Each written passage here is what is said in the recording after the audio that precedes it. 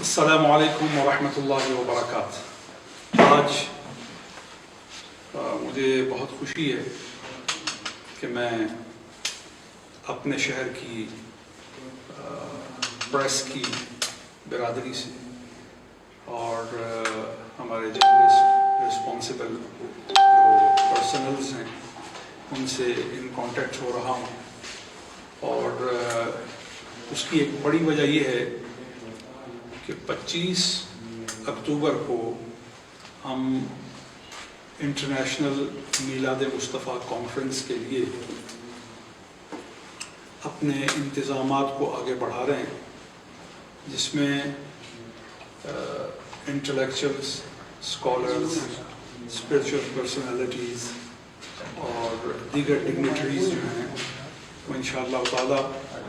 حویلیہ میں پہلی دفعہ اتنی بڑی تعداد میں جمع ہو رہے ہیں، جن میں ہمارے پاس عراق سے، اسلامی جمہوریہ عراق سے، اور عرب جمہوریہ مصر سے، اور مراکش ہمارے برادر اسلامی ملک سے ہمارے علماء تشریف لائیں گے، اسکالرز تشریف لائیں گے، اور پورے پاکستان کے مشائخ اور اہل سنت کے اکابرین 25 اکتوبر کو خانقاہ شریف میں جمع ہو رہے ہیں۔ اور میں یہ سمجھتا ہوں کہ 25 اکتوبر کی جو ہماری ملاقات ہے وہ ایک علمی، تحقیقی، فکری اور روحانی بنیادوں پہ پاکستان کے اندر جو اس وقت مسائل ہیں ان کے حل کے لیے ایک اہم سنگ میل ثابت ہوگی۔ اور اس ضمن حویلیاں کی ساری پریس کے ساتھ میں ایک ملاقات چاہتا تھا، اگرچہ ایک مختصر نوٹس پہ آپ احباب کو تکلیف دی۔ میں آپ کا بہت شکر گزار ہوں کہ آپ نے بڑی محبت کے ساتھ اور بڑے اہتمام کے ساتھ وقت نکال کے آپ تشریف لائے۔ اسی طرح اس ملاقات کو میں ایک باقاعدہ دعوت میں بدلنا چاہتا ہوں کہ 25 کے پروگرام کو آپ لوگ کور کیجئے، اپنے میڈیا سے آپ اس کو کور کیجئے، اور اپنے اینڈ سے ہم یہ چاہتے ہیں کہ آپ اس کی کوریج کو اشور کریں تاکہ لوکل جو میسز ہیں ان کو کور کر کے ان تک ہم پیغام دیں کہ خانقاہ محبوب آباد شریف سے قرآن و سنت کا پیغام، اتحاد ملت کا پیغام، اور خصوصیت کے ساتھ جناب سیدہ فاطمۃ الزہرا سلام اللہ علیہا کی جو بلاسفیمی کمٹ کی گئی ہے لاہور میں، ہم اس کو کنڈیم کرنے کے لیے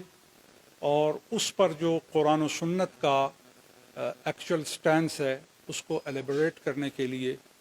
حقیقی مفہوم کتاب و سنت کو پوری وضاحت کے ساتھ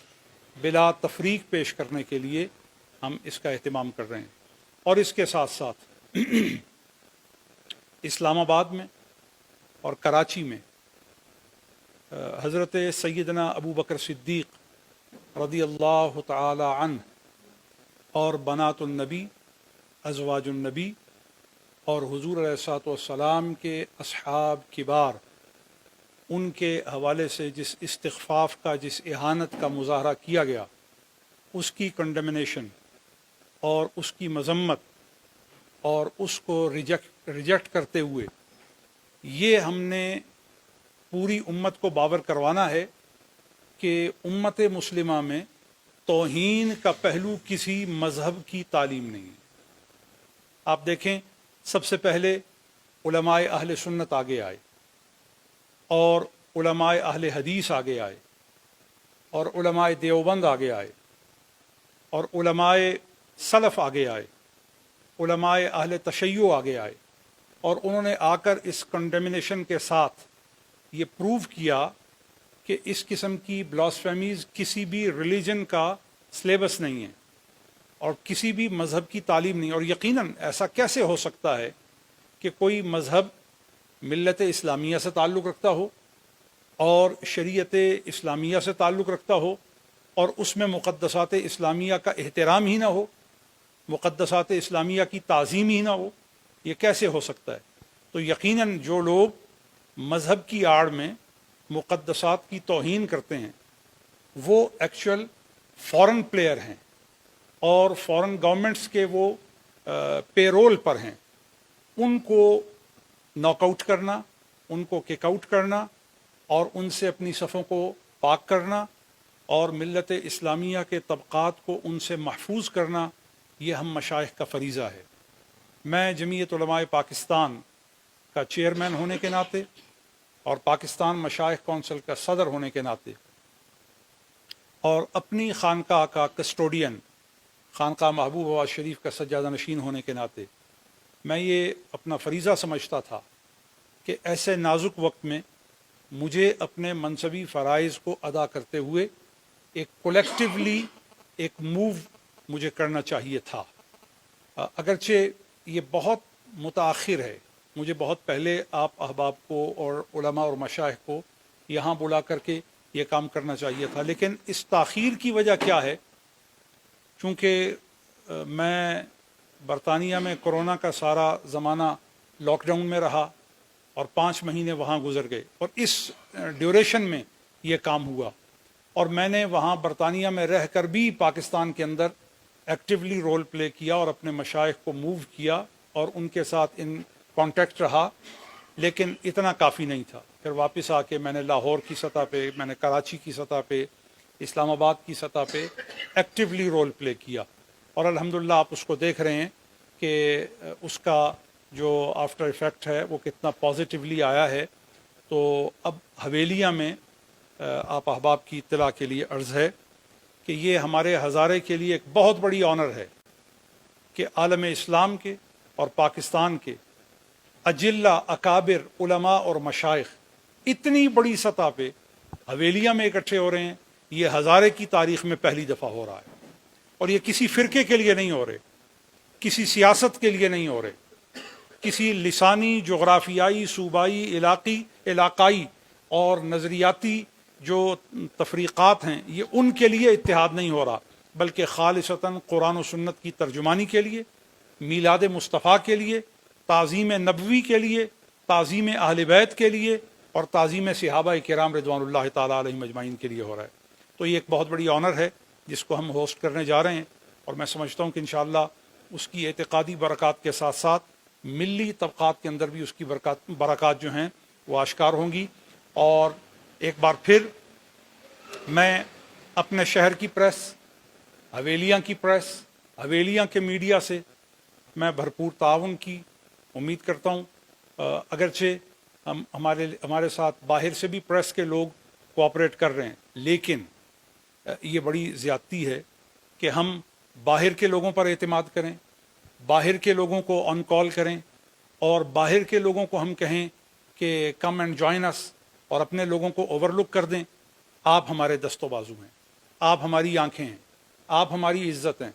अगर आप हमारे साथ बैठे होंगे तो मैं समझता हूँ इंटरनेशनल मीडिया भी मेरे सामने बैठा हो तो मुझे वो रिस्पेक्ट फील नहीं होगी जो मुझे अपने इंडिजिनस, जो मुझे अपने लोकल जो सियाफ़ी बिरादरी के साथ बैठ के जो मुझे इज़्ज़त और फ़ख्र महसूस होगा वो मुझे बाहर की बिरादरी के साथ नहीं होगा। और मैं तवक्को करता हूँ कि मेरी हवेलियाँ की जो प्रेस बिरादरी है वो मेरे इस जज्बे को, मेरी इस मोहब्बत को, मेरे उस खुलूस को अपने यहाँ कबूल करेंगे और इसकी मिठास को महसूस करेंगे, इसकी गहराई को महसूस करेंगे और इंशाअल्लाह मुस्तक़बिल में हमारा और आपका ताल्लुक़ जो है वो मज़बूत होगा। बहुत बहुत शुक्रिया।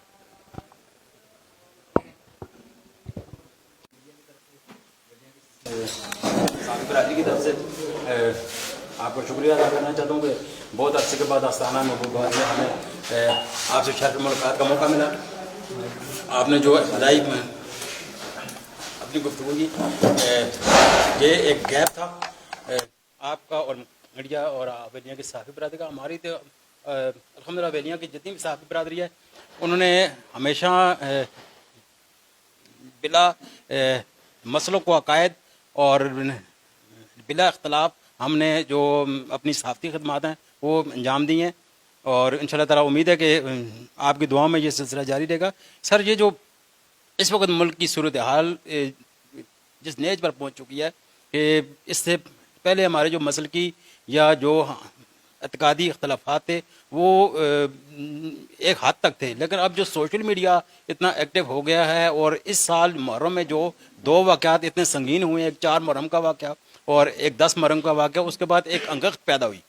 ایک اتنا اختلاف ہوا کہ دیکھیں کہ 24 اور کراچی جیسے بڑے شہر میں 2 عظیم الشان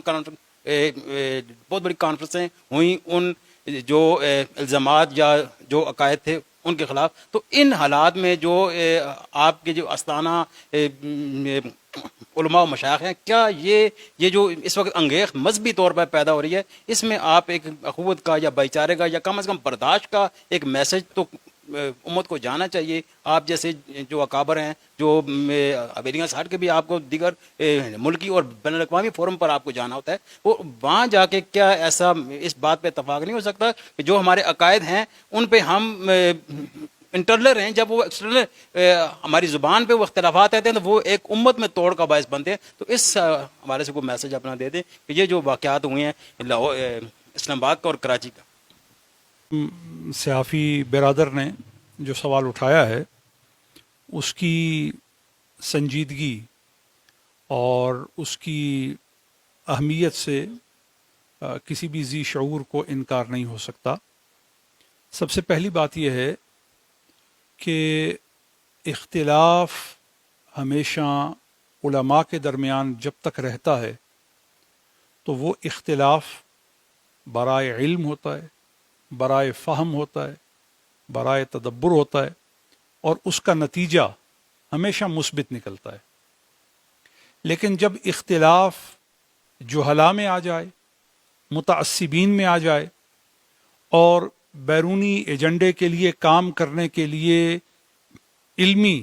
پیرائے کو بروئے کار لانے کے لیے جو لوگ استعمال ہو رہے ہوں، ان میں جب اختلاف کی صورت استعمال کی جاتی ہے تو وہ فتنہ اور فساد کا رنگ اختیار کرتی ہے. تو میں یہی بات کہنا چاہتا ہوں کہ لاہور میں جو کچھ ہوا، اسلام آباد میں جو کچھ ہوا، کراچی میں جو کچھ ہوا، یہ امت کے نظریات کی ترجمانی نہیں ہے. یہ ایسے نظریات کی ترجمانی ہے جن نظریات کا ابتدائی حصہ ہی منفی ہے اور انتہائی اس کا پہلو دہشت گردی ہے اور قتل و غارت ہے اور ملک میں انارکی پیدا کرنا ہے. ورنہ کسی کتاب کے پہلو سے اور کسی حاشیے کے تناظر میں بات کرنا یہ کوئی آج کی بات نہیں ہے. پہلے سے کتب میں بہت کچھ موجود ہے، لیکن علماء نے ہمیشہ مثبت بات کی ہے، علماء نے ہمیشہ خیر کی بات کی ہے. لہٰذا میں یہی کہنا چاہوں گا کہ اسلام نے اتحاد کا درس دیا ہے، اسلام نے امن کا درس دیا ہے، اسلام نے فہم کا درس دیا ہے، اسلام نے تدبر اور تفقع کا درس دیا ہے. تو اگر ہم علمی بنیادوں پر کام کریں گے اور علمی مقاصد اور ضروریات کو پیش نظر رکھیں گے تو پھر ہمارا اختلاف برائے فہم ہوگا، ہمارا اختلاف برائے تدبر ہوگا، ہمارا اختلاف جو ہے وہ حقائق دینیہ کو ترقی اور فروغ دینے کے لیے ہوگا، اور اس میں کوئی پہلو بھی فتنہ اور فساد کے لیے نہیں ہوگا، اس میں کوئی پہلو بھی تشدد کا نہیں ہوگا، اس میں کوئی پہلو بھی انتہا پسندی کا نہیں ہوگا. تشدد اور انتہا جہالت کے بغیر پیدا نہیں ہو سکتے. جب آپ کے پاس علم نہیں ہوتا، آپ کے پاس دلیل کی قوت نہیں ہوتی، تو آپ مجبور ہوتے ہیں کہ آپ تشدد کریں، آپ مجبور ہوتے ہیں کہ آپ انتہا کی طرف جائیں، کیونکہ دلیل آپ کو انتہا کی طرف نہیں لے جاتی، دلیل آپ کو تشدد کی طرف نہیں لے کے جاتی. دلیل کی قوت دماغ کو بدل دیتی ہے، دلیل کی قوت دل کو بدل دیتی ہے، اور دلیل کی قوت تو علماء کے پاس ہوتی ہے، جہلاء کے پاس نہیں ہوتی. لہٰذا میں سمجھتا ہوں کہ اس وقت قیامت کی نشانیوں میں سے ایک نشانی ہے کہ قیادت کے جو رو ہے اور قیادت کی جو صف ہے، اس میں کچھ خود ساختہ نوزائیدہ